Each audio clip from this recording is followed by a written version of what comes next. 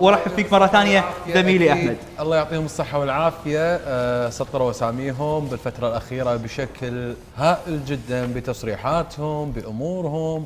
ايضا الناس قام تعلق حتى على تصرفاتهم. انا اعتقد الناس هنا قام يتدخلون ايضا في حياتك الشخصيه. اليوم راح نضع النقط على الحروف بتواجد المنتج العزيز الغالي اخو صراحه الفنان عادل المسلم، والى البحرين وهل البحرين المهره البحرينيه. مساكم الله بالخير وتقبل طاعتكم ومبارك عليكم الشهر. علينا وعليك وانا وايد مستانس ان عندكم في سكوب يعني. مبارك عليكم الشهر. حياكم الله. والجماعه هناك يوعونا صراحه. يعطيك العافيه ان شاء الله. بعد شوي راح نضرب بالخمس. المهره مساك الله بالخير وحياك الله. الله يحييك، مساك الله بالنور، مبارك عليكم الشهر. مبارك عليك الشهر. وطبعا جدا سعيده، ثالث سنه لي في الكويت. تنورين يا يبا، وان شاء الله الحين اعتقد خلاص بعد ثالث سنه رابع سنه عسى الله يتمم عليكم ان شاء الله ويرزقكم الذريه الصالحه. بدايه عادل اتكلم وياك عن رمضان بما ان احنا في اول ايامه، شو اللي اختلف عليك رمضان قبل وبعد الزواج؟ والله شوف رمضان ما يختلف يعني اذا بتاخذه من الجانب الشخصي يعني اكيد يعني الواحد لما تكون له اسره عائله اكيد في فرق كبير يعني هذا على مستوى الشخصي. اما على مستوى تطلع شويه برا صارت الناس هي اللي تغيرت، ما هو رمضان يعني ما ادري ايش صار فيهم الناس يعني صار ما ودك تطلع حتى بالشارع يعني. اول يوم رمضان معصبين نجرة اول يوم رمضان متلثمين وحالتهم عاليه. باش نسوي والله يمكن الحر هو اكثر شيء قاعد ياثر. شلونكم مع حر رمضان هم؟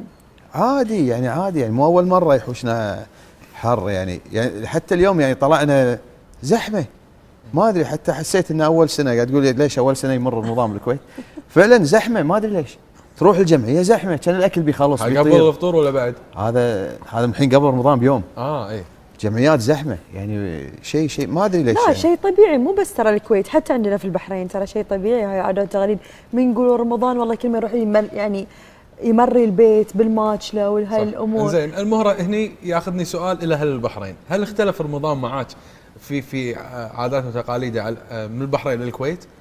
اي هني شوي الجيران مو نفس البحرين يعني الجيران يرحبون الجيران يقدمون احنا نقدم. هني ليه وديت لهم الصحن يقول لك شكو يعني شوي في امور. بس الحين يعني ثالث سنه لي لا وايد امور تغيرت اني بديت اتعرف على ناس. بديت اشوف اهل الكويت الصجين يعني راعين مواجيب عرفت اللي يوجبون ويقومون بالشخص يعني هاي وايد تغير علي يعني الحين وايد افضل. انت بين اهلك واخوانك وريلك عسى الله يخلي لك ان شاء الله فنان العزيز عادل المسلم. نذكر ونقول الصندوق المبيت من انتظاركم مشاهدينا الكرام حرف الاس او السين على الارقام الموجوده ان شاء الله اسفل الشاشه وراح تشوفونها الحين معاكم على الشاشه باذن الله. هذا بالنسبه للصندوق المبيت. اما السياره اللي قلنا لكم تستلمونها من المطوع والقاضي سهله وبسيطه كلمه سياره ايضا على الارقام اللي راح تمر قدامكم اسفل الشاشه. والصندوق دشت فيه الجان طيبه بال20 دينار وخذينا من ابو فهد معلومه بعد وياهم شاليه خلصت السالفه يعني مو طيبه. والناس الحين يمكن اتوقع ناطرين بس يشوفون شنو في بعد راح يزيد على هذا الصندوق لانه ما شاء الله كل شويه قاعد يزيد معنا شيء. لكن انتقل لك المهره واسالك شنو اللي فاقدته يعني فاقده شيء برمضان وانت بالكويت فاقدته ودك انه يكون عندك بخلال وجودك برمضان داخل الكويت؟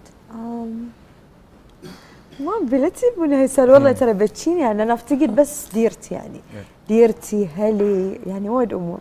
انت بين ديرتك وانت بين اهلك وكلنا هني بالكويت نحبك. ويمكن انا تدرين انا كم سناب شات وكم انستغرام يعني ان سلمي لي عليها وقولي لها انه وايد احبها. في بنت اسمها الفارسه هم توجه لك تحيه اتوقع هي متابعينك ولا تحاتين محبه الناس هي دائما تخلي الواحد مرتاح باي مكان وباي ديره ولا تعتبرين نفسك بغربه انت بين اهلك وبيننا. عسى الله يحفظك ان شاء الله وتجمعون دائما وابدا مع اهلكم. سوري بس على سالفه الصندوق ليش ما قلت تذاكر مسرحيه بعد؟ وينهم؟ سلمون. لا ان شاء الله اسلمكم اياها ما كل ما سلمين انت الحين قلتي كلمه على الهواء. لا خلاص انا قلت كلمه وان شاء الله ابشر يعني هذه قبل هذه. بشرى وان شاء الله اعطينا تفاصيل المسرحيه على اساس نقولها للناس. يلا. التفاصيل شوفوا هو كان عندنا المفروض عملين. كان عندي المفروض عمل اسمه ذا فانتوم. صح. هذا كنت بيك اتطرق له لكن تخذيت الحكي منه. تم تاجيله. حلو. لانه ما في وقت وفي طلبات من الشركه البريطانيه كان المفروض ان احنا اكثر ننفذها حقهم. اتضح ان انا بالنسبه لي ما عندي وقت يعني داش بمشاريع ثانيه في عندي في براق بالتشيك عندي 4 شركات تأسست لازم تنتهي وتخلص. في عندنا افتتاح المصحة اللي للمهرة لازم خلاص يبتدي. فاتضح انه راعي بالين يعني كذاب ما اقدر يعني. فقلت خليني اوقف عشان ما ابي بالنهايه يطلع العمل ما هو بالمستوى اللي انا ابيه، لان هذا العمل بالذات ذا فانتوم بخاطر انه يطلع بمستوى فعلا راقي تقنيه عاليه. اي اتجهنا مع شركه انتاج ما ابي اذكر اسمها، عندهم مسرحيه اطفال، اتفقت معاهم عمل جاهز وخالص عندهم بيسوونه، وعندي انا المكان جاهز، فهم ما عندهم المكان وفرت لهم. اي فقلت لهم تعالوا نسوي ديل، انا اخذ التذاكر من عندكم واجهز المسرح مقابل نسبه معينه، اني انا ادعم اسعار تذاكر وانزلها. هذا الخبر اللي قلناه انك انت راح تنزل اسعار تذاكر وترجعها للعهد السابق. ايه فوافقوا وخلصنا الديل شبه منتهي خلاص يعني، وفعلا راح نرجع بالاسعار القديمه اللي هي اشتغلوا فيها مسرح الطفل يعني. زين شنو فائدتك من هذا الموضوع انك انت ترد الاسعار لهذا تقدر إن فيها السعر خسارة. القديم؟ والله شوفي انا لا انا صار لي موقف هذاك اليوم ما ابي اذكره في احدى الشركات الالكترونيه. في ناس ما تقدر تدفع هذه المبالغ، يعني في ناس فعلا ما تقدر، يعني لما يكونون يعني 5 6 عيال عندهم ما يقدر عشان يلف هذه المسرحيه ويلف هذه المسرحيه. كل تذكره يعني على 20 وانت اللي كل صاعد. تذكره يعني ما ابي اذكر الاسعار، انا ماني عارفها بالضبط، بس اسعار اعرفها انها عاليه.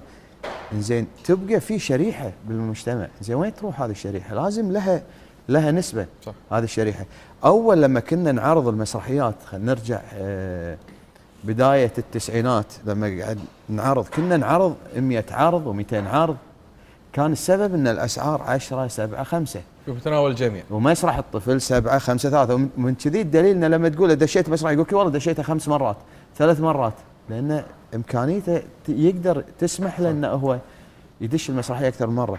الحين لا ما يقدر، فمن كذي تلقاهم عيد بعد العيد يا دوب كم يوم وبعدين وقفت كل المسرحيات. طيب هل يقول لك ماكو جمهور، وشلون ما في جمهور؟ المسرحيه بس اساس احنا جوائزنا لا تروح منا يعني بس انا اقول لك شغله، لا ما افلت، انا بس اقول لك شغله. عاده الناس التعداد يزيد ما يقل. حلو. فتخيل انت بالتسعينات تعرض 200 عرض وعندك هالجمهور، تيجي الحين 2016 تقول ما في جمهور، مو صح مو صح، لازم تدرس الجانب الثاني، معناته الاسعار فيها خلل. انزين المسرحيه راح تكون على شخص انت نسيت تذاكر. لا جايك الحين على اساس انه نشوق الناس. المسرحيه راح تكون على شخصيه كرتونيه مثلا ماخذين حيز معين. ايه عندنا التقنيات الحين قاعد نضبطها من برا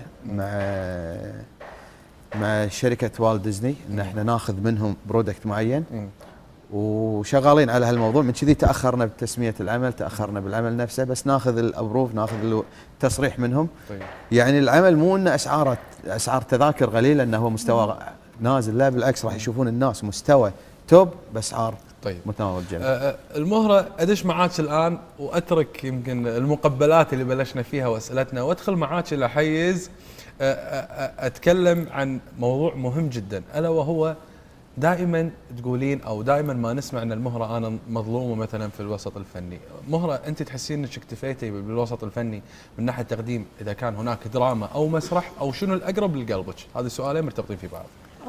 لا انا للحين ما اكتفيت، يعني للحين في وايد ادوار في بالي، وايد امور في بالي. اما من ناحيه الشغله الثانيه المسرح وهو شوي اقرب لقلبي، لان هذا الوقت اللي يعني يصير كوميونيكيشن دايركت مع الكونتاكت دايركت مع الجمهور. فهذه وايد يعني اقرب حق قلبي وراح افتقدها هالسنه.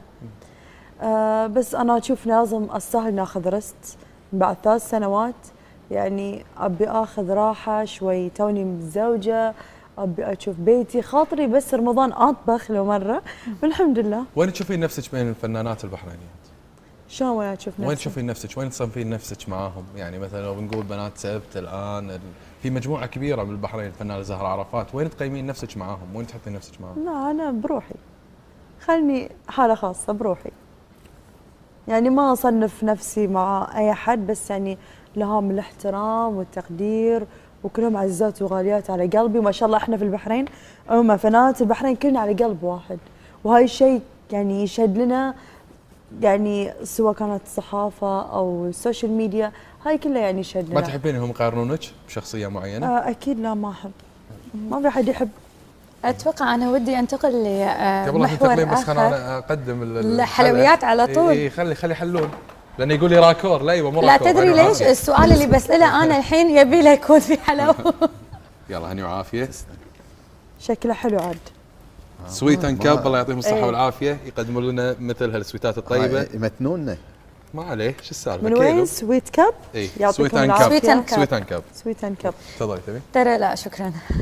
ترى صدق هذا من اشهر السويت اللي موجود، كان بالكويت واقدمه وايد حلو صدق طعمه. حنعطيها مرايب. لا ما شاء الله حلو. لا صدق حلو. بالعافيه. مو طبيعي. يا على العافيه يا على العافيه. بالعافيه. احنا البنات دائما ندور الشوكليت والحلويات، وهو ما شاء الله في كل شيء. حلو بالنسبه لاحمد. حلو بسيط، ترى افتقدنا هاي البساطه صدق. صح. اي يعني عرفتي كنا شغل بيت. انا وايد احب السوالف اللي كنا شغل بيت. انا ودي لو مبطلين لنا العلبه الثانيه همن بس بالسكشن الثاني. لا لا عليكم احمد بالعافيه بعد شويه بالشابتر الثاني، لان اسئلتنا راح تكون يبيها حلويات. قاعد يقول عليكم بالعافيه بناخذها، شلون تبطلين؟ عليكم تراعي مكان يا ايبه وتمون على الرقبه يا ضمن شيء باخذه معنا. يا على العافيه. عموما اي تفضلي. انا ابي انتقل مع استاذنا على موضوع خلافاتك اللي دائما متداوله بوسائل التواصل الاجتماعي، ان دائما عندك خلافات مع المشاركين معاك بالاعمال. يعني بمعنى اصح الفنانين يعني يقولون ابو عبد الله مشاكله وايد في الوسط الفني، وبعض الفنانين ما يتعاملون وياه. الحين انتم الساعه قاعد تتكلمون عن الاشاعه. احنا نتكلم عن هذه الاشاعه. احنا قاعد ناخذ حكي الناس. ما عطني شنو حكي الناس. هذا هو اللي قاعد اقول لك انك إيه مع منو؟ انه مو لازم مرتاحين معاك في موضوع الانتاج الفني. انا ما صعب ان انا يعني الحين اعمم يعني، بس اعطوني مثل انا بقول لك يعني يا سوري، بس بقول لك اياها من الاخر. هم يطلعون وعقب لما يقول لهم سوري ما بكم في العمل الجاي يطلعون 60,000 اشاعه، ولما يقول لهم بس او يعلن بس ورا مسرحيه يجون بشكل يعني. شوف انا اعطيك شغله بالنسبه حق الفنانين. الحين وايد فنانين يقول لك انا بعد مع فلان ما اشتغل. لو شنو يصير ما اشتغل معه، تيجي تتفاجئ بعمل اثنينهم مع بعض. عادي يعني الكلام عادي. يمكن انت غريته بالماده مصالح مشتركه. يمكن غريته في الماده كمنتج. ايا كان يعني ايا كان. اذا برجع على نفسي انا ان انا عندي مشاكل، انا ما عندي مشاكل. عندي اعتقد 3 قضايا في المحكمه موجوده وماشيه بالحق القانوني. يعني انا رافعها. بس انا خلاف شخصي مع احد ما عندي اي خلاف شخصي. اذا وخلافك يعني مع اكثر الناس وملاك تزعل ما عندي خلاف مع هند. خلافي قاعد بالمحكمه موجود وماشيين فيه يعني مع الفنانه ملاك. مع الفنانه ملاك ما في شيء. انا مستغرب ماكو شيء. لكن ما تحاكون بعض. ليش ما نحاكي بعض؟ بالعكس ليش يعني يمكن ما حصل ان انا اتصل ولا شيء لانه ما في عمل. يعني انا دائما علاقتي بالوسط الفني عمل. يعني عندي يعني تبقى هي بنت يعني هي يعني انا ما قاعد كل ساعه ها شلونك اخبارك ما لي حق يعني ان انا اتصل. يعني يمكن عندي ربعي الغالين علي شوي بعيد الحلقه بشوف الحركه اللي سويتها. فعندي ناس اللي غالين علي، يمكن اخوي احمد هو عارفني صح. يعني اكثر اتصل اتواصل معاهم. يعني انا ما احب افتح وايد يعني. انا من اول كذي يعني انا بيتوتي من اول. هل السبب غيرة المهرة؟ لان انا وياها قاعد نحكي بعض بالعيون. انا من اول حسيت في غيرة قوية يعني منها. يعني من اول بيتوتي يعني احب البيت، احب قعدة البيت، احب اقعد. ربعي محدودين اللي عندي، احب اللي يحبوني، احب اللي على قلبي، احب اللي انا على قلبهم. يعني هذا بس ما احب المصلحة. احمد شاف هذه النوعية يعني يمكن هو حاسه وعارف شنو قاعد اقول. في نوعيه للاسف عندنا بالمسرح مصلحه. معاك في هذا العمل انتهى العمل يجس النبض، العمل الثاني معاك ولا لا؟ معاك ولا لا؟ معاك ولا لا؟ مو معاك؟ طيب شوف عاد شنو القرار اللي صار ولا هذا. من يصير لك عمل تشتغلته والله العظيم عندي مسجات لو اوريك اياها تقولين شلون هذا الشخص يحكي فيك ويدز لك مسج وياكم هالسنه بالعمل. يعني قامت تحز بخاطري يعني انا يعني ليش ان الواحد لما يكون في مكانه او طايح في عنده مشكله او انه مريض او شيء ما يتصلون ولا يسالون. لما يطلع على الساحه سبحان الله هذه صايره حال الدنيا يعني للاسف. من كذي انا قلت الناس تغيرت في شيء يعني حتى من الساعه لما تكلمتوا على درب الزلق وعلى هذا مو الاعمال تغيرت، النفسيات تغيرت. الحين لو تعيد درب الزلق نفسه بشخصيات جديده ما حد راح يضحك شيء ويطالعون. زي مساحه الحريه عندنا بالكويت شلون شايفها انت؟ الحريه ماشيه. الحريه شوف دام ان الشخص محترم نفسه ومحترم عقول الناس ومحترم عاداتهم وتقاليدهم ومشاعرهم، هذه الحريه بس. يعني انت باعتقادك ان احنا عندنا حريه كافيه في المسرح وفي الدراما مثلا نقدر نقدم اللي نبيه؟ حتى ترى حتى الرغابه، يعني الرغابه الحين السنتين وثلاث سنوات اللي صارت في المسرح انا اتكلم جدا سهلين، جدا متعاونين، جدا بيقدمون لك اي طريقه تساعد، تغيرت للافضل يعني. زين ليش ما قاعد تقدمون الاعمال نفس اللي قاعد نشوفها مثلا على القنوات العربيه؟ مثل شنو؟ مثلا السيلفي اقرب مثال تو هذه الحلقه اللي سببت ضجه، قدموا عمل وقدروا يوصلوا رساله حق الناس. انت اكيد في اعمال قدمت رسائل اكيد، بس مثل كذي يعني ما اعتقد. انا ما تابعت في رمضان يعني شنو يعني الاعمال اللي انطرحت، بس ثق ان اي عمل. بس ابو عبد الله سيلفي من العام كان معلم صح، بس يعني تتكلم عن نجوم كبار، عن لا ما له شغل بالنجوم، لا مو بس الطرح، ما له شغل بالنجوم. انا بالنسبه لي انا اشوف حتى القناه لما تطرح صراحه هي اللي تسوي ضجه. الطرح يعني ما له شغل بالنجم، الطرح ما له شغل بالنجم. اليوم قضيه، هذه وجهه نظر. هي الطرح بالقضيه، ما اقول لك لا، بس تبقى حتى الاعمال الدراميه ما طلع شيء على الشاشه الا اكيد في طرح، ايا كان الطرح. يمكن الطرح مو عام، يمكن خاص، يمكن حاله، يمكن مو حالات. ترى هذا اللي تفرق. يعني ساعات يمكن يعالجون قضيه بالتلفزيون تقول احنا عندنا بالكويت او بالخليج يصير كذي، لا احنا مو كذي. لا صدقني في أسوأ. زين يعني بس يمكن مو ظاهره هذه الحالات. يعني هذه الاشكاليه. المهره اوصل معاك الى عالم الدراما، وينك من الدراما؟ وينك من المنتجين الكويتيين اللي قاعد ينتجون هذه الاعمال، وخصوصا الكثافه الانتاجيه اللي قاعد تصير عندنا في الكويت؟ ولا عادل ما يسمح لك انك تشتغلين مع غيره من المنتجين؟ لا عادل كلش يعني فاصلته عن حياتي العمليه. يعني حتى انا ما اتدخل ابدا في شغله. بس من ناحيه المنتجين عندي عمل حاليا مع الاستاذ الكبير سعد فرج، يعني وايد حلو العمل اسمه لقيت روحي.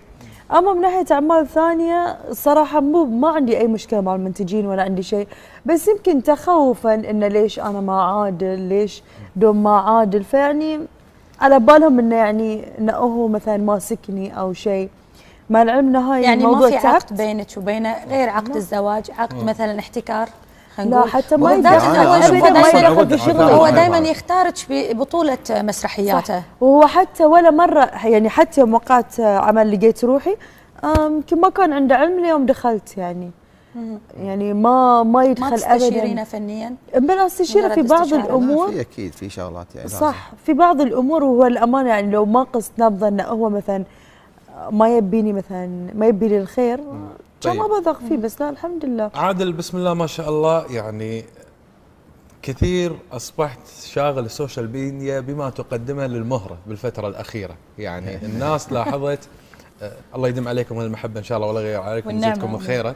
لكن قبل لا اشوف التقرير وبعدها ارد اكمل لك سؤالي. اعطونا التقرير. والله كان ودي اهديك صاروخ، برج، كان ودي اهديك برج خليفه اصلا كبر. يا الله سترك. بس لا كان ودي، هو كان بالود يعني بالود، كل واحد له ود. بس راح اهديك اغلى تليفون في العالم اللي انا كانت لك 7 وحدات منهم. هاي حقك فيرتو بنتلي. شوي حبيبي انت. نمشي. طبعا تستاهل. انا وايد احب هاي الشركه، تستاهل. بعد قولوا كل ما اقول لها هي عندها اعتقد 4 أو 5. 7. كل ما اقول لها باخذ واحد تقولي لا. لكن اليوم كنت بالصالحيه ادش اشتري واحد، لا ايش لك فيه، لا ما شنو الحين. الظاهر كانت مخططه. تدرون احس انه خرفني والله يا جماعه. الله سترك. والله خرفني، انا عمري ما فكرت اهدي ريال هديه او زوجي هديه. اي والله انا شايف يمكن تاخذه مني بعد شوي اصلا.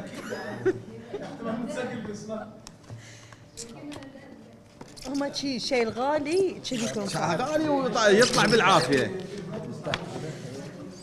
فتحت انت؟ شيله نعم صور. شو ماكو تليفون بس كرت؟ لا هذه عشان كونسيرج يكون كل شيء لك فري في لندن. ما ابي كونسيرج، ابي التليفون انا. زوجته المهره شو المناسبة المهرة؟ بس كذي انخاف تعبير عن حبها.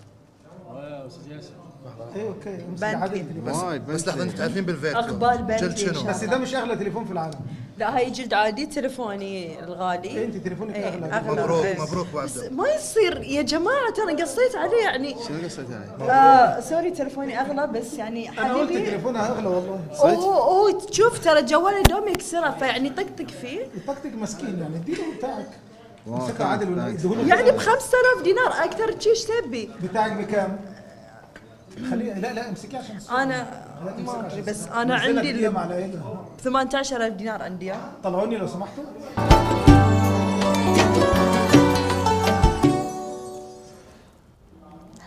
رجعنا معكم مشاهدينا الكرام، وهذه هدية المهرة حق عادل، لكن هدايانا في الصندوق المبيت ما زالت موجودة وبانتظار مسجاتكم. اللي حابنا يربح معانا النوت 20 الجنطة كذلك الشاليه والله العالم شنو بعد جاينا في الطريق.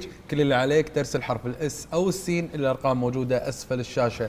اما السيارة اللي راح يكون السحب عليها اخر يوم من شهر رمضان الفضيل، كلمة سيارة أيضا على الأرقام الموجودة أسفل الشاشة لكل دول العالم. والموتر إن شاء الله ما ندري وين بيروح، هني ولا بيبعد، عوافي على اللي بياخذه باذن الله. ارجع معاك عادل حول هذا المحور. اما بنعمه ربك فحدث، هذا شيء متفقين عليه وعسى الله يغنيك ويزيدك ان شاء الله. لكن بعض الناس يمكن وضعت علامه استفهام كبيره على عادل. شلون باكر عادل لما يبي ينتج له عمل، اليوم لما يتفق مع احمد مثال نضرب، خلينا ننطر باكر لا نضرب امثله. اعتقد اليوم انت حددت اسعار الفنانين اللي ممكن يتعاونون معاك الى اسعار خياليه. اليوم يقولوا لك والله عادل تغير وضع الانتاجي، ممكن يكون وضع الانتاجي اكبر، ممكن يكون السيوله اللي متوفره الماديه اكبر، فانا اليوم بدال لا اخذ المبلغ الفلاني اجبر عادل يدفع كذي. اعتقد انت واجهت هالشغله وشفتها قدام عينك، فحددنا. لا للحين انا يعني لا انت تقول يعني الحين المهره هزت راسها لان في موضوع صاير. لا بس اذكر لا ما راح اذكر، بس شنو مين اللي قال لك عندك شركه طيران خاص ليش ما تدفع لها المبلغ؟ حاله يعني حاله واحده. لا انت نكت عادل انا اعرفك. لا بس مو بالمسرح، مو حق مسرح. اعرف انا بس مو حق مسرح اعتقد او شيء كذي كنت بتصور شغله وطلبوا منك مبلغ. مو مسرح صح؟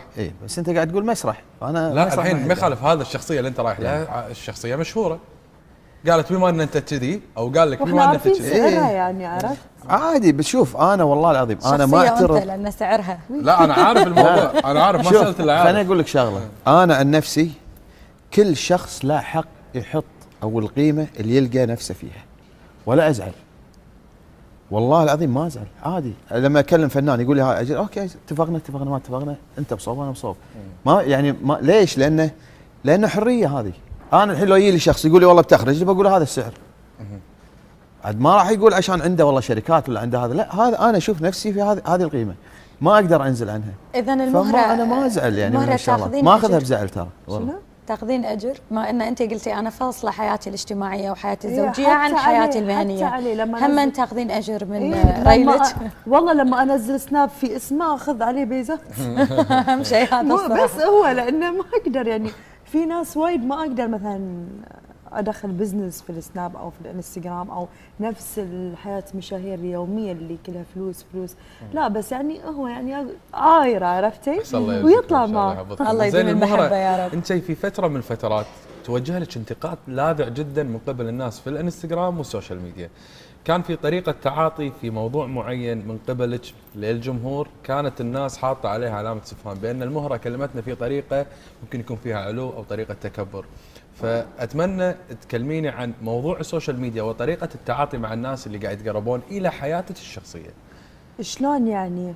وايد ناس قالوا انه في، انت قصدك انه شلون يتدخلون يعني؟ دخولهم وكذلك رد المهره عليهم.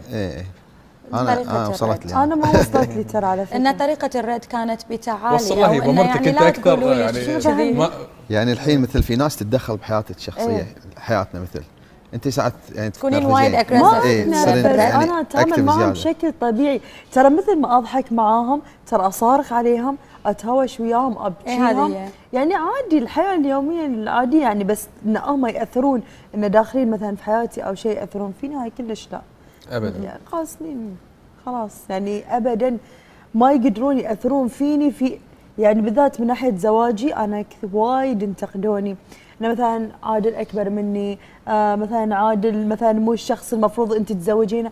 ليش ليش تتدخلون في حياتي؟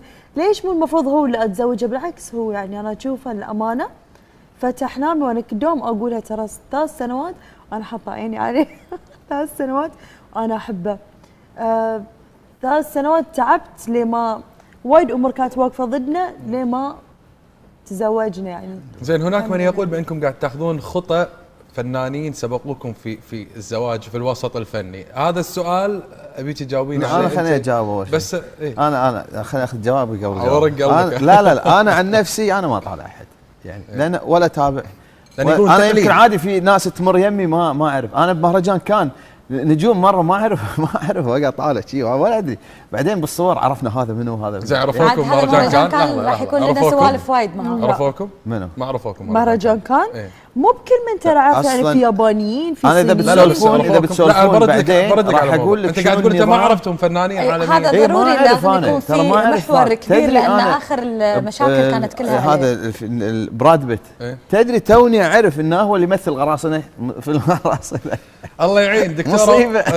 دكتوره واضحه الريحه قامت تهينا. هي الظاهر من الريحه ترى قلنا خلاص بشرينا طمنينا. افتر راسكم من الريحه. اي والله. لا احنا شغالين والحمد لله ماشيين تمام التمام. هذا احنا تقريبا خلصنا الكفته. ايه زين طرشينا كذي خلينا نشود نجرب لنا واحده ثنتين نشوف رايها. تبي نقصه يعني؟ اي والله الله لا يهينك انت ام الكرم طال عمرك. الله يسلمك. حاضر ندز لك ولا يهمك. عسى الله يحفظك يا دكتوره. بانتظار ان شاء الله الشكل النهائي. ودكتوره احنا قاعد نشوف بصل قاعد ينحمس ما ادري. اي الحين شنو راح تسوين؟ الحين بسوي الخلطه الاساسيه اللي هي اول شيء راح نحمس البصل، عقب راح نقطع عليه الملفوف المسلوق ونقط البهارات من كل شيء شويه، وعقب اخر شيء راح نقط اللحم وفوقه شويه الكريمه. على خيرة الله. وصل؟ وصل البصل بس الاكل ما وصل. لا شاف بس تخلص الريحه وصلت. الله يعطيك الصحه والعافيه يا دكتوره. وبانتظار الشكل النهائي انت واخوي ضاري وايضا اللي موجوده معاكم اللي منورتنا كذلك باناملها. الله يعطيها الصحه والعافيه. نرجع معاكم الحين اخذت كمل جوابها. اي يعني من اسمه ناخذ الجواب وبعدين نسيت السؤال.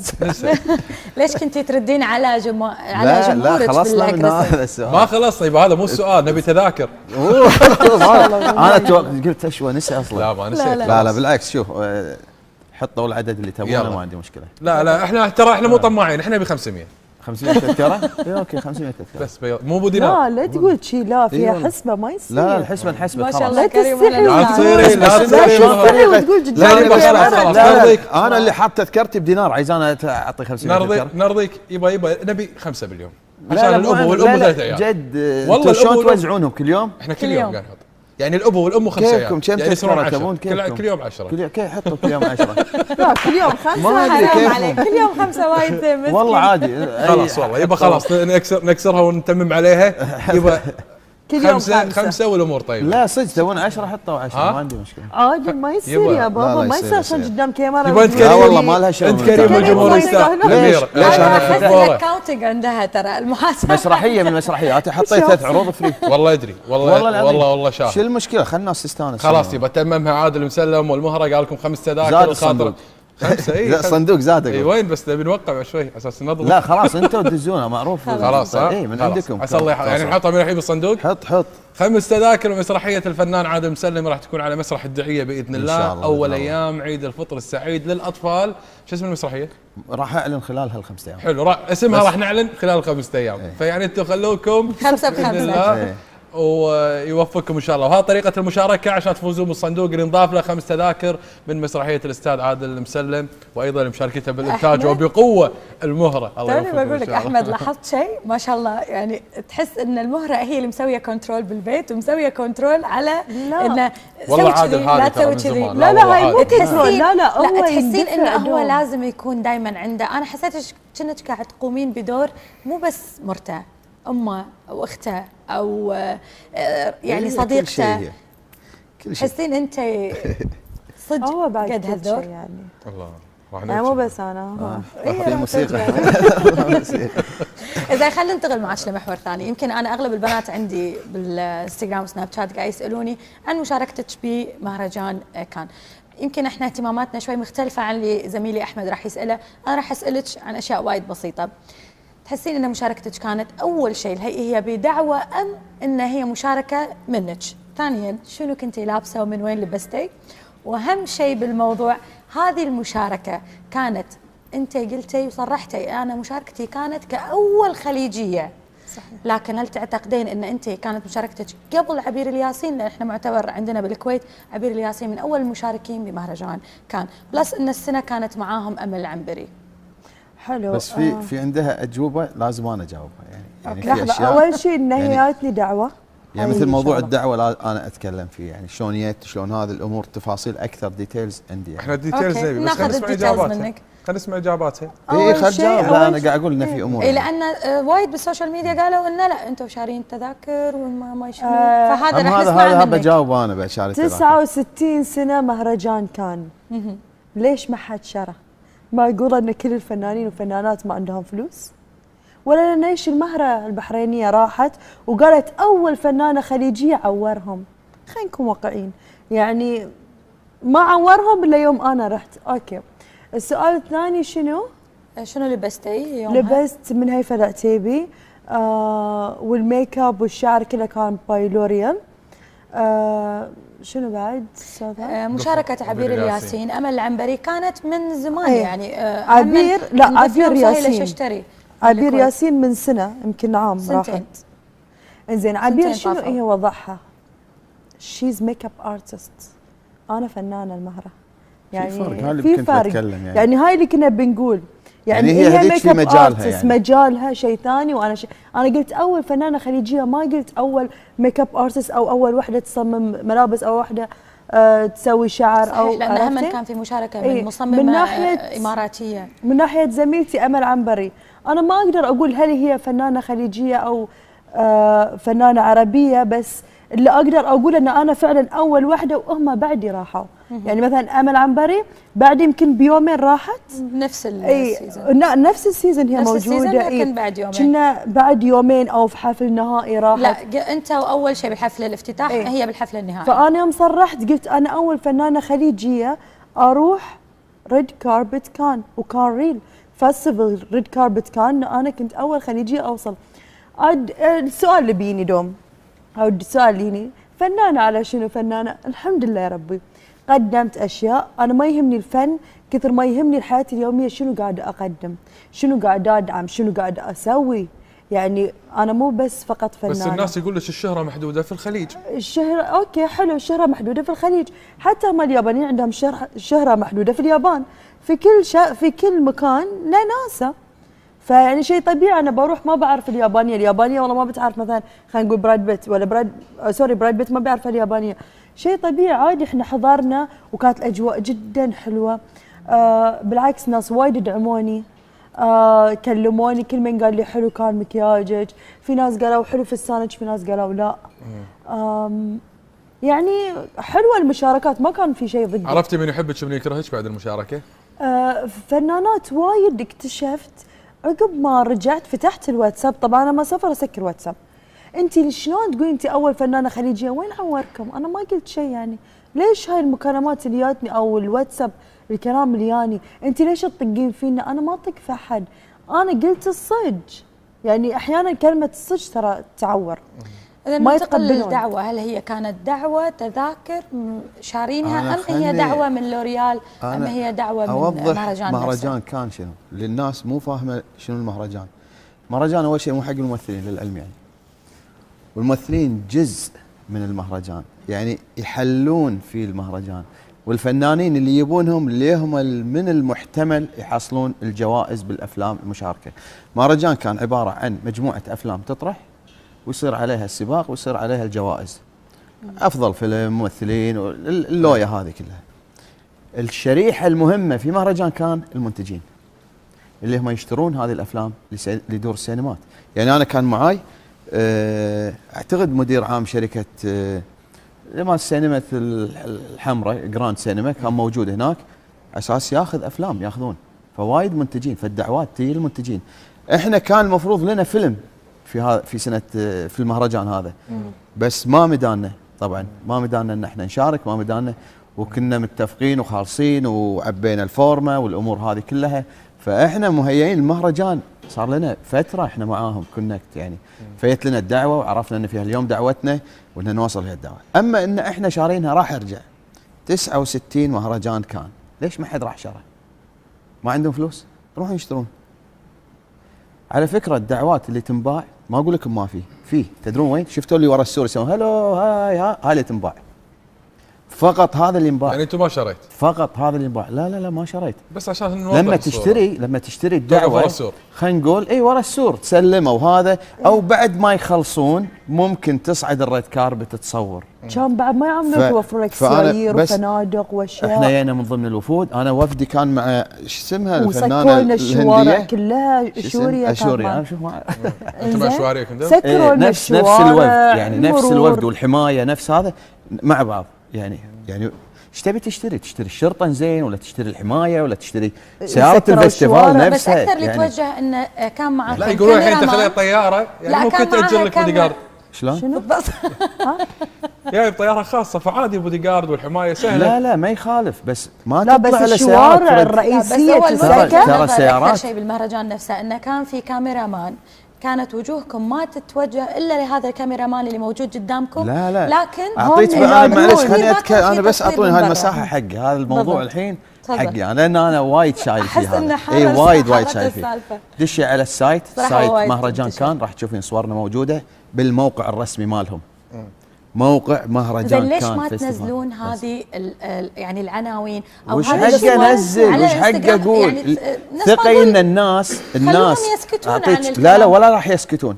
الناس اذا تقول لك 1 زائد 1 يساوي 4، اذا بتقولي لهم 2 بيتمون جاد لا 4 خلاص قولي لهم 4 انتهى خلاص انتهى بعد ما في حديث. يعني انت لما تجادليني بموضوع وانت في عندك قناعه ان الرقم 5 هو الصح، اذا بقول لك 4 ما راح تردين وتقولي لا 5. بس اذا قلت لك اوكي والله صح كلامك 5 ما راح تناقشين بعد خلاص دقين سلف وتمشي. الناس كذي تبي يقول الفيل يطير، قول له يطير فيل خلاص خليه يستانس يروح هو مع الفيل يطير. انا ايش حقه ادش بمتاهه معاه وجدال على شنو؟ لا راح يغنيني ولا راح ياخرني يعني بتفكيري راح ياخرني بمشاريعي. رايحين راسكم؟ اي ولا وكيفهم.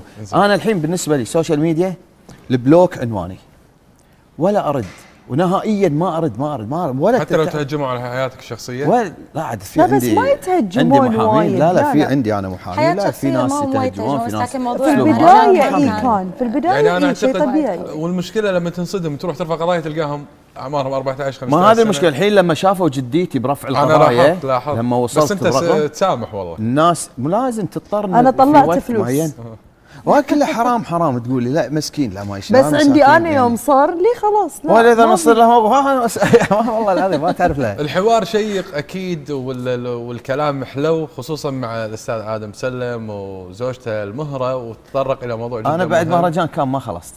لا برجع بتكلم معلش. زين جايين على الكلام والله بس خليني اقول عشان قبل هذا لا والله شيء ثاني ماشي. وقدم لنا طبعا مثل ما قال الاستاذ عادل 5 تذاكر لمسرحيه الاطفال راح تكون على مسرح الدعيه باذن الله. ترى ازعل واشيلهم عموما مشاهدينا الكرام ايضا للشركات اللي حابه تشارك معنا في صندوق المبيت هذا الرقم اللي قدامكم باذن الله، واللي يسال شلون حابه اشارك شلون حابه اقدم جوائز للساده المشاهدين هذا الرقم موجود قدامكم. اتصلوا عليه اصحاب الشركات تواصلوا مع الإدارة وإن شاء الله الأمور تكون طيبة وكل شيء تسهل. أما للفوز بالصندوق حرف السين أو الإس إلى الأرقام أسفل الشاشة وهذا هو موجود يبا. وبعد أعطونا مرة واحدة خلينا نكملها على السيارة.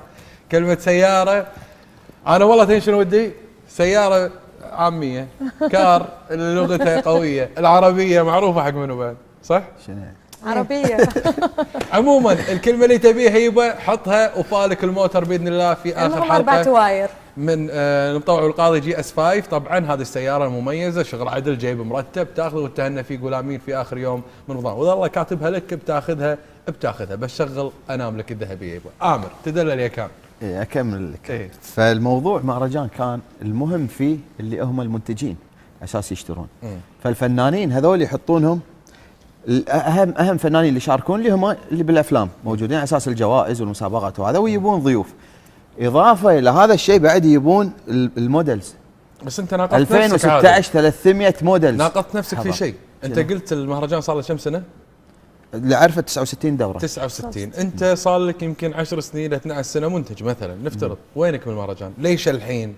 لا قاعد وين انت مو متابع؟ لا متابع انت لا قاعد اقول لك كان المفروض في 2016 لنا فيلم في مهرجان كان. انت ما صار الفيلم، انت رايح الدعوه على شنو؟ انت قاعد تقول ايه مو قاعد اقول لك المفروض لنا يا فيلم. عادل يا حبيبي انت قاعد تنتقد الفنانين اللي ما راحوا وتقول له صار 61 سنه. لا ما انتقدت انا. قاعد تقول 61 سنه. لا انا قاعد ارد على كلمه الناس اللي يقولون انت شاريهم. اذا انا شاري يلا شدوا حيلكم روحوا اشتروا. 69 دورة مهرجان كان ليش ما شريته؟ لما عادل شرى يلا خلي يشترون. يقولون الناس يعطيك اياها كاش خالصه. عادل المسلم في الفتره الحاليه قام يحب الشغل الاعلامي. لا ما فيها شو يدور الشو. انا لو بحب الشو كان في اشياء وايد طلعتها. زين والطياره؟ اسمع شو الطياره ايش عليها؟ ما لها شغل بزنس. زين ليش يعني كم شركه طيران بالكويت؟ كم مكتب سفريات بالكويت؟ هل هذول كلهم شو؟ هل الخطوط اللي فاتحه هني بالكويت قاعد تسوي شو حق نفسه؟ هل عادل المسلم ممنوع انه يشتغل بالطيارات؟ اهدائك للطياره باسم المهره ايه بعد بعطيها هو هذا يعني قمه الشو اكثر من كذي. انا بعطيها هديه. يعني اذا الحين هي مناسبه شنو؟ مناسبة أي شيء أي كان، أنا كل يوم عندي لها مناسبة. بدون مناسبة. والله عيد ميلادك شنو بيجيب لك ما شاء الله الله يتمم عليكم. احنا معروفين بنات الخليج مساعد تكلمنا بنات الخليج يا أخي بي واحد بيتزوجين ولا شيء والله شرطي بيت هاي شغلة فيلا، ثاني شغلة عمارة استثمر فيها هاي أهالي كلهم يعني ماخذينها، فيعني يات على طيارة عادية يعني استثمار بعدين الانستغرام اللي خاص فيني اللي يبي حياتي يشوف هذه حياتي، اللي ما يبي لا يسوي لي فولو. ايش حقه مسوي؟ والناس يشغلون ما راح قال لهم ما دفع لهم هذا مو شو. لا ما له شغل بالشو، هذا اكونت عيله سكر ما احط شيء. ايش احط؟ طيب شنو احط لهم؟ الناس يقول لك تدري شنو عادل؟ شنو احط لهم؟ خليني اوضح لك. الناس يقولون الحين لما واحد يهدي زوجته ما يخالف بينه وبينها يعني مثلا، لان انتم الحين شخصيات مشهوره في الساحه. لا مو مشهور اللي قال لك مشهور، مو مشهورين وايد. بالعكس احنا ما في ناس وايد وصلوا كان مو شرط. وفي ناس وايد مشهوره اول فنانين خليجيين هذه ارد اقول لك اياها، اول فنانين خليجيين وصلوا كان. هاي راح اقولها لك لاخر حد يعني. ومع هذا مو مشهور ما تعتبر مو شرط ترى شهرة يعني وايد ناس مشهورين. انا رحت كمنتج يعني انا داش في مجال السينما، ما ابي اصرح شنو داش في مجال السينما. خليني اسال مهره سؤال شويه يوخرنا عن هالستريس هذا. لا بالعكس والله. زين لو هذه الطياره ما شراها خلينا نقول اجرها نفس ما تداولوا بوسائل التواصل الاجتماعي وسماها المهره مع انها مؤجره، راح تستانسين فيها؟ اكيد لا حبيبي اكيد ما راح استانس. شيء في جيبي غير لما شيء بس كذي يعني اشوفه. لا انا ما احب. في بنات تقول لك انا لو يهديني ريلي ورده ارضى فيها. كل واحد بس هو ما هداني انت يعني تقولين حتى ورده هي تستانس يعني شو المشكله يعني؟ والله بويد يعني حسب شكل ورده. صريحه احب عافيتها صراحه. امزح شوفي خليني اقول لك شغله، ترى اللي يستملك طياره مو شيء صعب. والله لما القى الشخص اللي راح اثق فيه، اذا اعطيته مفتاح الطريقه شلون ياخذ طياره اوصله، مستعد اوصله واخليه يستملك طياره في اسبوع. ما تثق فيني؟ ما انت عندك خلاص وش النحاس. انا مستغرب والله العظيم. موضوع سهل ما هو صعب. طلعي انا اسست 4 شركات في التشيك ب4 ساعات، 3 ساعات 4 ساعات. احنا المشكله نشوف الروتين حسب ما الروتين اللي يمشي عندنا هني. برا الموضوع سهل ترى. وايد سهل شلون تستثمرين، شلون تشتغلين، شلون تنفتح لك البيبان التجاريه، الاستثمارات ترى هناك وايد سهله برا بشكل مو طبيعي. انا فتحت شركه برايفت جيت بالتشيك. قوي باشر تدش بالاوفشور كمباني وتدمر الدنيا. شو عشان تفتح شركه هني برايفت جيت بالكويت ما في ترخيص. ما في ترخيص. يقولك ها طيران ما لها مسمى. بالتشيك ما طولت رحت بطلت بالتشيك. وبالبحرين يبوني بالبحرين وكان يعني زوجتي تدري واجتمعنا على هالموضوع وقالوا لي تعال اوبن ولك المطار ولك الدنيا ويجيب شغلك اللي بالتشيك تعال. وهني عندك بالكويت عشان يعني تطلع ترخيص. يعني ممكن ترخيص نشوف لك مشروع طيار برايفت جيت بالبحرين؟ شلون؟ ممكن يكون لك مشروع برايفت جيت. اي ممكن ليش لا؟ شوف كثر البرايفت جيت. راح المهرة؟ اي ليش لا؟ كثر ما تتسهل الامور للبرايفت جيت يكون سهل. يعني احنا بالكويت هني تفتح شركه طيران وتسكر ثاني يوم ثالث يوم، تحطين مطار خاص ما وين، بعدين المطار يروح حق جهه ثانيه، تحز بخاطرنا ان مطارنا واسمنا تجي لك شركه طيران ثانيه وتاخذ المطار ويتسجل باسمها، تحز بالخاطر ترى. يعني ردوا وفكروا بهالاشياء راح تعرفون ليش انا مو بالكويت يعني. زين ابو عبيد، بس خليني اتطرق مع المهره الى واقع ممكن نتكلم فيه كمجتمع خليجي. احنا اليوم تحكمنا عادات وتقاليد، وان شاء الله انتم ما قاعد تسوون شيء غلط، انتم طبعا متزوجين وعلى سنه الله ورسوله، ولكن في بعض الامور يعني الناس قاعد تاخذها من جانب ان اللي قاعد يصير مثلا المفروض ما ينعرض. انت عارف الحريم الكبار عين حسد، ممكن باكر لا سمح الله تصير بينكم مشكله، والله يعطيكم ان شاء الله الصحه والعافيه وتكملون مع بعض مسيره حياتكم. لكن الكلام والاقاويل والشيء اللي قاعد يصير عليكم والامور اللي قاعد تعلنونها للساحه سواء المشاهد او المتلقي ممكن قاعد تاثر صراحه. انا جاوب الحين. لا انت خليك عاد ما شوفك طالعني هذا طالعني هذا مو لان يمكن ما فهمتني عشان اترجم له. يلا اوكي وصلت. احنا ما سوينا شيء يخدش العادات والتقاليد. تقولوا ان هذه الامور لا تخدش الحياه. لا ترجم، تخيل في بيت اختي قاعد يترجم كلامي. احنا ما سوينا شيء. اول شيء يخدش بالحياه، وثاني شيء احنا بعد هم لنا اهلنا، هم لنا سمعتنا، هم لنا عائلتنا لها ثقل في البحرين. يعني ما سويت اي شيء. ثاني شغله الناس وايد تعظم امور، بس كذي قاعده ما عندها شيء، قاعده بالبيت تعظم الامور انه عيب والله صدق الناس هي كذي، اي شيء تحط لهم ينتقدونه. يعني لو وحده تفسخناهم من ديرتهم لهني عادي، بس ليش المهره هاي شوي اني لا ما عندنا عادي المهره خالفه الراي. شنو؟ لا ما عندنا. تقولين يعني ان واحده مثلا لا قاعد اتكلم عن اللي ينتقدون. لا اللي ينتقدون اتكلم. يعني تلقى يعني خلينا نقول باب النجار مخلع، يعني تلقى عندهم عيوب هم ما ينتقدون، ينتقدون. ما يخالف العيب على قولتهم، يقول لك والله ستر وغطاء ما حد يدري عنه، بس احنا لما نكشف احنا ما سوينا شيء. انا فاهم، انا اقصد انت الحين قاعد تقول كلامك على المتم. تدري حتى لو احط اشياء دينيه ينتقدوني، تدري والله العظيم صدق حاط انا لو تدق على تليفوني حاط دعاء. ايش دعوه حاط دعاء؟ ليش احط زين؟ شحط ما تدري ايش يبون. بس بعد احنا ترى وايد انتقدنا الناس، بس لا ننسى ان الناس همهم يعني يدعمونا بوايد امور. يعني الناس يعني لولا محبه الناس ان انا وصلت لها الحين كان يعني ما بقدر اكمل. اذا كل الناس تكرهني فليش انا داش السوشيال ميديا او بدش مجال الفن؟ احنا نتكلم عن الفيئه هذه يعني بس ليش كذا على هالفئه؟ ليش ما نصير شوي ادفانتج؟ اعطيناهم تذاكر 5 تذاكر اليوم هم. شنو الفئه قليله؟ وان شاء الله مع الايام الجايه راح تقل اكثر. يمكن الناس صار عندها وعي شويه اكثر عن قبل. يعني الناس كانت تعرف ان هذا بالسوشيال ميديا اللي ناس قاعد تقوم بتداوله مو كله ممكن يكون صحيح، وممكن بحضوركم مثلا نفس هذا اللقاء انتم تشرحون حق الناس فعليا شنو اللي صار والصج اللي صار، والناس تعرف الصج صح من الغلط. في شغله مهمه الحين بالسوشيال ميديا انستغرام، تلقين مواقع اللي الاشياء اللي يسوونها اشياء يعني جدا سخيفه، تشوفين متابعينهم بالملايين. وين في الخلل؟ هني خلينا نفكر وين في الخلل بعدين نناقش هذا الموضوع بشكل عام. يعني لا هو فايده فيه للناس، ولا الناس تستفيد من معلومه، ولا شيء قيم، وشيء يعني الخلل فينا. راح نرجع نفس الموضوع ان بلاغه الشيف هذه انا بنقلها للمطبخ. لازم ما نركز على هذه الفئه عشان ما نعطيها الاهميه، عشان ما تبرز زياده. كثر ما تعطين حق النقطه السوداء اللي بالطوفه البيضاء اهميه، ما راح تشوفين غير النقطه السوداء وخليتها البياض اللي بالطوفه. يعني خلينا نشوف البياض اللي عندنا هناك ومطبخنا الابيض الحلو، ونشوف شنو قاعد يقدمون لنا او شنو صار على طبختنا. يقول لكم رضا الناس غايه لا تدرك. قاعد اسمعهم هناك قاعدين يتكلمون عن رضا الناس، لكن احنا هني عندهم هناك مطبخ، بس مطبخ سوالف.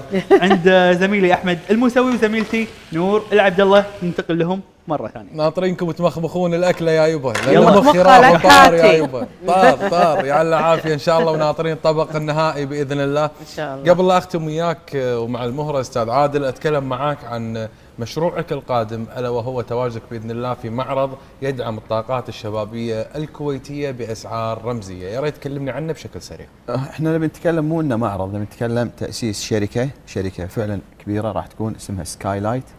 استثمرت في برج التجاريه، الدور الاخير من البرج، مساحه تقريبا 900 ألف متر الدور كله. فهذا الدور جينا نفكر ان احنا طبعا الشركه صارت تنظيم، اسمها لتنظيم المعارض والمؤتمرات والمعسكرات. الدور مو فقط انه معارض، الدور راح يصير فيه مؤتمرات، راح يصير فيه ندوات، راح يصير فيه وايد شغلات احنا مفكرين فيها للمستقبل يعني. اما فكرتنا للمعارض، قعدنا نشوف الاسعار للقاعات اللي برا قاعد تتاجر، يعني مبالغ خياليه 3000 4000 باليوم الواحد. لا غلطان في 5000 اي اذا رحنا الاماكن اللي شويه هذا راح نلقى الاسعار بعد 5000 وازيد، بس المينيمم مالها على 3000. فقلنا احنا بنفتح القسم عندنا للمعارض للشباب اللي هو الشوروم، انه ممكن يستثمرون المكان حق معارضهم بسعر اقل وايد عشان يصير عندهم المعرض اقل وايد يعني. للحين ما حطينا الاسعار بس اكثر من 50% يعني. حلو.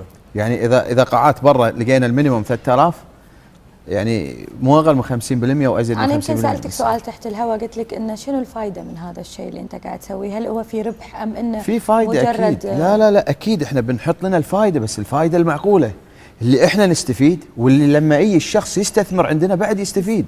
بس اذا انا باخذ الكيكه كلها بعد اللي بياكل وين ياكل؟ بس انا خليني اخذ جزء وهو ياخذ جزء، عشان لما يحط حتى اللي ياخذ بوث لما يجيب اغراضه وعليه التكلفه قليله يرد يحط اغراضه بسعر اقل. بالنهايه اللي يستفيد اللي هو المستهلك يستفيد. اذا انا برفع واللي بياخذ البوث بيرفع واللي بيحط الاغراض بعد ارتفعت الاسعار كلها. الله يوفقكم ان شاء الله وموفق على هذه المبادرات، والله يبعد عنكم العين ويحميكم حق بعض ويرزقكم الذريه الصالحه. المهره وعاد الكلمه الاخيره لكم توجهونها لمحبينكم ومتابعينكم من خلال شاشتنا. لك الهوى بعدها الى ابو عبيده. اول شيء حابه اشكركم على الاستضافه الحلوه. الله يسلمك. ما عندي شيء، دوم انا ما شاء الله دوم اتكلم تسولفين بالسناب. تقولوا انا ليس لدي شيء. ما عندي شيء ما غير ان انا وايد مستانسه حاليا في الكويت، اني وايد عرفت ناس وعرفت اهلها الحين فعلا، والحمد لله. الحمد لله ان شاء الله. طبعا اولا واخيرا انا دائما ابتدي كلامي اقول والله الحمد والشكر، ما وصلت اللي انا وصلت له الا بفضل الله، الحمد لله. هاي نعمه من الله، الله رزقني، لازم انا اعرف شلون استثمر هذه الامور باشياء مفيده على اساس الواحد الله يزيده بعد من الخير. ومن ثم الشكر طبعا حق الجمهور ومتابعيني، الناس الطيبه، الناس اللي تدور مصلحتنا، الناس اللي تخاف علينا، الناس اللي تحبنا، الناس اللي تنصحنا للفائده والاحسن طبعا مو للاسوء. النقد الهادف نحترمه ونقدره وبالعكس نحطهم على راسنا. الشكر الاخير طبعا لقناه سكوب وادارتها، القنوات اللي انا اموت فيها واعشقها، ما ارد لهم طلب نهائيا. الله يحفظك. لان انا اعدهم اهلي وهم عارفين اصحاب القناه انهم اهلي، انا ببيتهم وانا ياهل مع انا ماما وانا بابا وانا كل حاجه في حياتي. عرفت شلون؟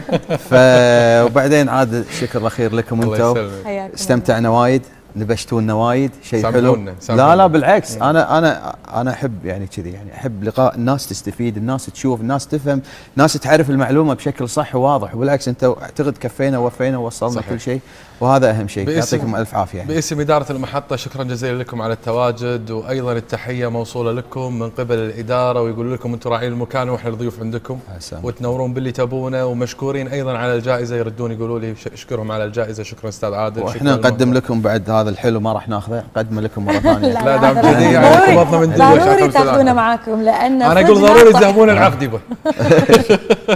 يعطيكم العافيه، نورتونا نورتينا المهره، واعتبري نفسك انت بيتك وبين اهلك عندنا بالكويت، ومنوره الكويت بوجودك، ونبيك دائما عندنا الله راس. الله يحفظ الكل ان شاء الله. بكذي انا ونور انتهت فقرتنا معاكم، ونشوفكم باكر باذن الله على خير وسلامه. اذكر قبل لا نسري نقول لكم الصندوق المبيت اللي ينتظر الكثيرين من يتابعنا ومتردد، الفرصه عندك تربح الفلوس، والجنطه كذلك توديها هديه ان شاء الله. وكذلك عندنا الشاليه، والله العالم شنو جايهم بالطريق، لا و5 تذاكر صدق نسيت، هذا ياهم بالطريق توه، شغل عدل ملخ.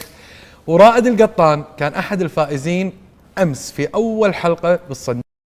اما اليوم الله العالم، حرف السين او الاس، الارقام اسفل الشاشه. وهذه السياره يبا مفتاحك موجود، كل اللي عليك مسج وتوكل على الله، ومن توكل بالله ما خاب. كلمه سياره الى الارقام موجوده اسفل الشاشه. والشركات اللي حابين يساهمون معنا ايضا في الصندوق المبيت، هناك رقم راح يظهر لكم بعد قليل، اول حين كاهو وياكم على الهواء يبا، دقوا علينا وتواصلوا ويانا، ومالكم الا طيب الخاطر، واكيد فرحه اهل الكويت من فرحتكم، وعسى الله يهنيكم ويرزقكم باللي تحبونه يا رب. آمين. نلقاكم على خير وسلامه باذن الله، والى الطبخه. ضاري لك الهوى يا يبا، وعيشوا مع الناس، خلهم يتمتعون بناملكم الذهبيه. قبل ما نشوف الطبخه انا ابي اقدم دعوه الحين حق اكيد الغاليه علينا مهره، نبيها تي ونبي نتعلم منها. في عندها طريقه، يعني انا كان ودي انها تكون ضيفه هني عندنا بالمطبخ وتطبخ لنا اياها، اللي هي الباف باستري، وايد عجبتني وما جابت لنا نقصه. بايدك باكر. تفضلي عندنا، نبي نذوقك اكلتنا بعد. على ما تجينا نبي نعرف شو اللي شو اسمه شو اللي قاعد تسوينه؟ الحين شلت انا الخلطه حطيتها هني. حلو. راح اخلط العيش مع الشبنت. نعم. انا شوف قاعد تحطين زبده. حطيت زيت وزبده شويه عشان الريحه. نعم. اها. ونسوي طبقات. حلو. ممتاز جدا والريحه روعه. انا احب الشبنت عموما وايد استمتع. المهره جايه ومعاها السناب، طبعا دائما السناب معاها بكل مكان تروح له. تفضلي نورينا. نورتي مطبخنا. تخيلوا مساحة قاعدة اشم ريحة شيء مو طبيعي. والحمس مرحبا يا هلا فيك الله يسلمك. هلا الله البحرين واهل البحرين. تفضلي تفضلي. شلونك؟ شو اخبارك؟ مرحبا يعطيكم العافية. الله يعافيك. خوش ريحة خوش يا ريحة. هلا ويا مرحبا فيك. بس قولي لي اول شيء الدينار اللي اعطيتيني اياه العيد اللي طاف للحين انا محتفظ فيه. اي وبس والله. انزين ما قمتي تقولين وبس والله. لا بلا الحين كل شيء مو طبيعي. لانه بس والله بالبحرين. اي هني في الكويت لان في اشياء وايد حلوه اوفر فتقول شيء مو طبيعي. تفضلي. الاكله البوف باستري اللي انت دائما تسوينها بالسناب وتحطينها وتحرمصينها تالي الليل. انزين. اي طريقه جدا سهله. هي الو الالو بطاطس. الو اوكي بطاطس تتقصص على شكل شرايح. زين ليش قلتي الو؟ لان احنا نسوي في البحرين الو. تسمون البطاط الو. البطاط الو اوكي. اي البطاط. المهم نقصه شرايح ونقلي نص قليه وبعدين نحطه في شنو تسمونه انتم؟ قولي ويمكن انت الصينيه الصينيه القزاز. البايركس. البايركس نحطه تحت ونحط بس الحمسه اللي هو البصل والثوم مع الدياي مقطع صدر دياي. شاورما. لا مقطع بشكل مربع يعني عرفتي؟ اوكي. وعليكم السلام يا هلا. ابي الكفته انا قاعد اروح اسمع كل واحد صارت تحت بخاطره. لا نقص عطوف. الله يعافيك. الله شكلها صدق حلوه. راح نذوقك. المهم بس مع بصل وثوم وشويه بهارات خلينا نقول جبن كيري وبلس شويه حليب. هذه هي الخلطه. تنحط فوق البطاط فوق الالو على قولتك. فوق الالو وعقبال بسري فوقه وبس عقب داخل الفرن. وتحطين فوقه وتدخلين الفرن لما تتحمر من فوق. تتحمر بس من فوق وخلاص نشيلها. لذيذه بصراحه. صراحه مو طبيعي. انا عيني شافتها لذيذه بعد نبي نذوقها. ابشر. تسلمين. الله قبل هذا. الله يحفظك يا رب ما تقصرين. يلا احنا ناطرين عيال. انا في عندي سؤال. وي ناطرين يعني هالكبر. وانتي قاعده طبعا باللقاء قبل شوي انا قاعد اشوف السوشيال ميديا وقاعد اسوي سيرش كامل. انزين وايد ناس قاعدين يقولون ان ايش فيها المهره الظاهر الصيام اثر عليها اليوم. بالبدايه كنتي وايد مع انك اللي متعودين ان انت وايد اكتف يعني. اي انا استغفر الله مني يا رمضان يعني هاي ثاني يوم لي عيوني نايمه تعب يعني ما ادري فيني خمول بشكل مو طبيعي ما اعرف. مع ان انا مو قاعده اكل ترى انا مو قاعده اكل يعني وايد. انا مريت بهذا اول يوم لا كلش ماني قاعده. اليوم احسن شوي. لا باكر بنصير ان شاء الله. لا حتى ناويه اليوم ما راح اسوي رياضه عقب ما خلصني ناويه اروح اسوي رياضه. ما في خمول بشكل مو قادره اوقف يعني حتى الحين قاعده اتحرك يمين ويسار. خوش عيش بالشبنت. هي روعه. شمي الريحه بس. شمي الريحه بس. اي لا حلو حتى شبنت فريش. من وين جايبته ترى يعني نادرا ما شم ريحه الخضره يعني. عندنا مزارع عجيبه هني بالكويت. صدق وين يعني؟ وايد في بالجمعيات تلقينهم يحطوا لك مزارع الكويتيه او والله صاير من اروح الجمعيات ما ينشم ريحه الخضره مري يعني تكون بالذات هاي لما تكون قديمه ما تطلع ما لها ريحه يعني امسك بغدونس اقول لا ما لها ريحه خلاص. تدرين متى تروحين؟ الفير اللي يكونون توهم قاعدين يحطون الاشياء بالجمعيه. تعالي شمي ريحتها شلون. هذا انا حريص ما اروح الجمعيه الا هالوقت هذا. يبينا بس ما تقرير الفير بالجمعيه ان شاء الله. ان شاء الله. المهره وايد ناس يشوفون بعض الفنانات ما يدخلون المطابخ وهذا. انت يمكن من الفنانات القلائل اللي قاعده من خلال السناب شات تدخلين الناس حياتك الشخصيه وتورين انت ايش قاعد تسوين بالضبط بكل شيء وانتي تطبخين وانتي بميك اب وانتي من غير ميك اب وانتي بالبجامه. لان هم على بالهم ان حياتي يعني بيرفكت 100%. بعد عندك طياره ما يصير لازم تكون بيرفكت 100%. لا مو شرط يا جماعه ترى انا من كم يوم وحتى وانا انظف ثلاجه من كب شيء في الثلاجه قاعد انظفها قاعد اقول لهم شنو يستخدمون حق داخل. ترى هم انا انظف اطبخ اقوم بواجباتي الزوجيه كلها بالعكس هاي لما اصورها مو ادخلهم حياتي، لا انا بقول لهم ان احنا ترى عايشين. في ناس تظن ان احنا جايين من فضاء، انا قاعده الحين على سرير من ذهب والطبق يجيني لمكاني، وان يعني وايد امور ما يعرفونها. سؤال فقرتنا قبل شوي كنا قاعدين نسال الناس وسالت اكيد هل الشيف تستغنين عن شغاله؟ تستغنين عن الخدامه بالبيت ولا لا؟ لا صراحة تاج راسي يعني كوماري تاج راسي صراحة يسوي لها تمثال ذهب احيانا والكل يشهد ترى ان كوماري صدق تاج على الراس تنحط مجابلينها معك كبر تينن منها طابخ منها كل شيء زين تغار حتى على من يعني من ريلي والله تغار اذا بيجيب لي شيء لا تروح هي تركض قبل تجيبه لا ما استغنى عنها الصراحة. الاكله شوفي اهم شيء هذا اللي حطيته الاحمر هذا ايه اللي ضاري مطفرني فيه. ايه شنو تحطين فوق؟